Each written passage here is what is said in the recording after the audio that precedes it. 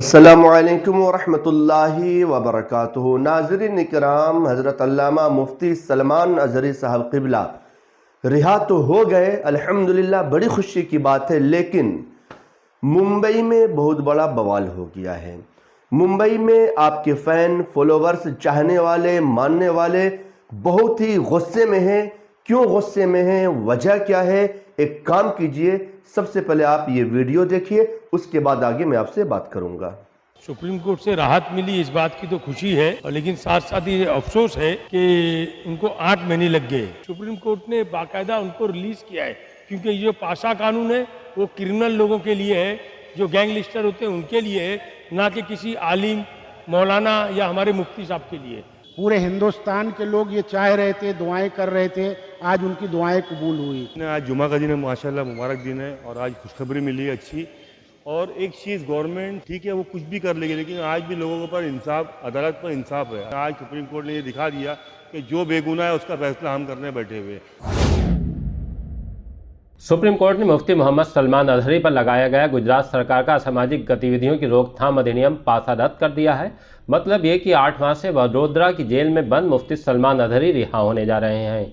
ये उन सभी के लिए बड़ी खबर है जो मुफ्ती सलमान अजहरी के लिए दुआएं मांग रहे थे, मजहबी प्लेटफॉर्म से इस मामले को मजबूती के साथ उठा रहे थे। जैसे ही सुप्रीम कोर्ट का फैसला आया, इस खबर को सबसे पहले द रीडर हिंदी ने ब्रेक किया। इसी खबर पर बात करने के लिए अब हम आपको मुंबई में अपने रिपोर्टर अमजद खान के पास लिए चलते हैं। सुनवाते हैं कि नमाजी मुफ्ती सलमान अजहरी की गिरफ्तारी, जेल और अब रिहाई पर किस तरह के तासुरात का इजहार कर रहे हैं।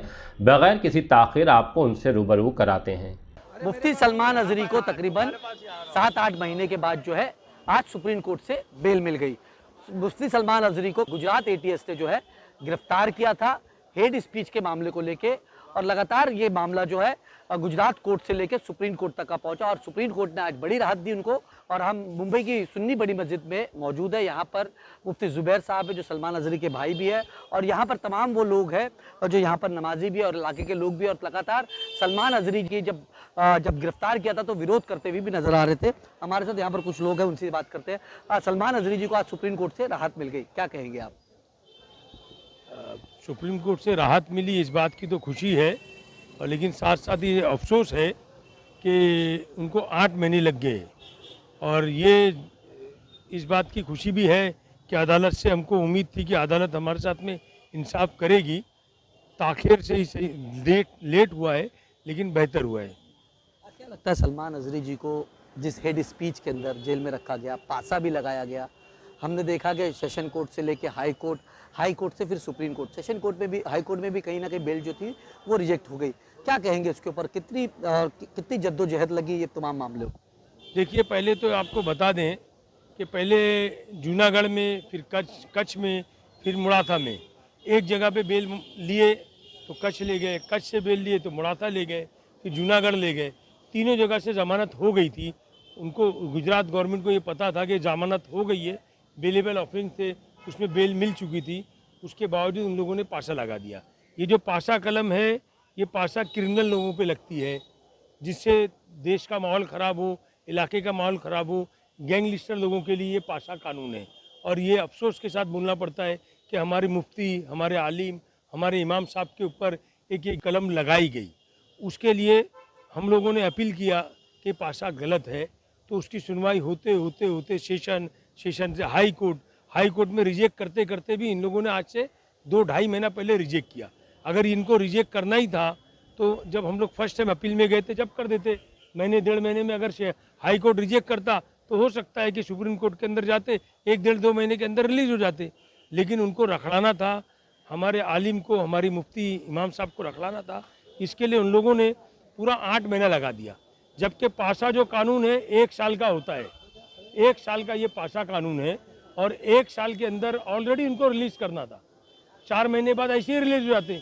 लेकिन 4 महीना क्या, 4 घंटा भी जेल में रहना बड़ी तकलीफ़ की बात है। अल्लाह ताला उसमें अल्लाह उनको हिम्मत दे, और हम सब लोग, हमारी पूरी कौम और जो इंसाफ पसंद लोग हैं वो सब ये अपील करते रहे, दुआएं करते रहे, कोशिश करते रहे, जद्दोजहद करते रहे कि हमारे मुफ्ती सलमान अजहरी साहब किसी तरह रिलीज़ हो जाए। अल्हम्दुलिल्लाह हमको सुप्रीम कोर्ट पे भरोसा था। आज देर से हुआ, 8 महीना लग गया, बड़ी जद्दोजहद के बाद ये मैं कह रहा हूँ आपके सामने, ये कुछ भी नहीं है। इसमें काफ़ी लोगों की मेहनत है, काफ़ी लोगों की मेहनत है। हमारे कुछ सेकुलर जैन रखने वाले हिंदू भाइयों की भी मेहनत है।